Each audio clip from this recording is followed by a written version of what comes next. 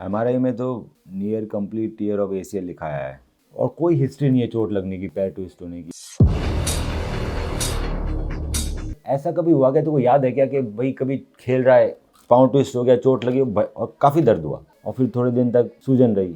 ऐसा कभी भी नहीं हुआ। सो मोस्ट प्रॉब्ली तेरे एग्जामिनेशन में ना एसीएल लिगामेंट ढीला लग रहा है।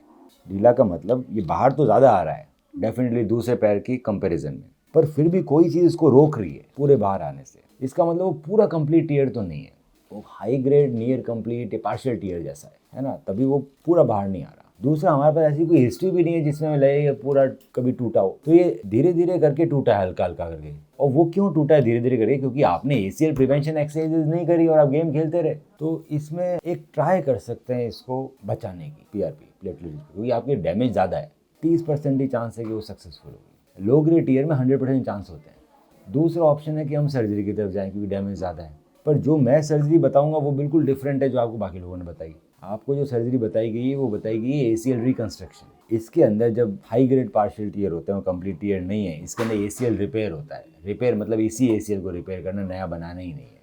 सो मैं इसी टूटे हुए एसीएल को रिपेयर करूँगा और फिर इंटरनल ब्रेस लगा देंगे। सो अगले दिन से जीरो पेन, क्योंकि उसमें ना तो हैमस्ट्रिंग टेंडन निकला, न तेरे बोन में बड़े बड़े सॉकेट करे हमने टेंडन डालने के लिए, क्योंकि ओरिजिनल एसीएल रिपेयर हो गया तो बड़े बड़े सॉकेट करने की जरूरत नहीं है। अगले दिन से पूरा वजन देके चल सकता है, पूरा पैर बैंड कर सकता है। 15 डेज में स्क्वाट्स वगैरह लगाने लग जाएगा, 1 महीने में जॉगिंग और 3 महीने में तेरी रनिंग और क्रिकेट की प्रैक्टिस चालू हो जाएगी। तो गेम में वापस चला जाना 5 महीने में।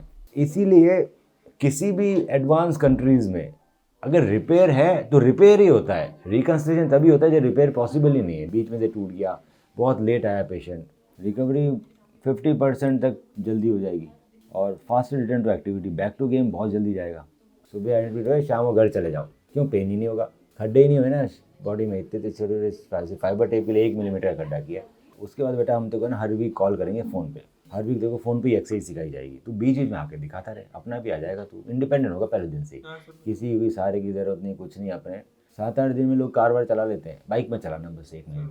स्टेप 1, आप अपनी एमआरआई रिपोर्ट मुझे व्हाट्सएप करें। स्टेप 2, मैं आपकी एमआरआई रिपोर्ट को डिटेल में स्टडी करके बताऊंगा कि क्या हम आपको बिना सर्जरी के ठीक कर सकते हैं या फिर हमें सर्जरी करने की ज़रूरत है, एसीएल इंटरनल ब्रेस सर्जरी, और आपके नी में एसीएल के अलावा और क्या क्या समस्याएं हैं और उसे हम कैसे ठीक कर सकते हैं। स्टेप 3, जब आप मुझसे मिलने आएंगे तो मैं आपके नी का डिटेल्ड फिजिकल एग्जामिनेशन करूंगा, आपकी फिल्म्स को डिटेल में देखा जाएगा और उसको देखते हुए आपसे ट्रीटमेंट ऑप्शंस डिस्कस किए जाएंगे। आपके जितने भी सवाल हैं उन सभी का मैं जवाब दूंगा।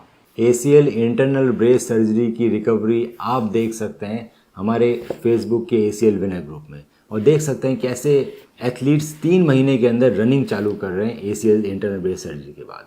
आज ही अपनी एमआरआई रिपोर्ट हमें व्हाट्सएप करें।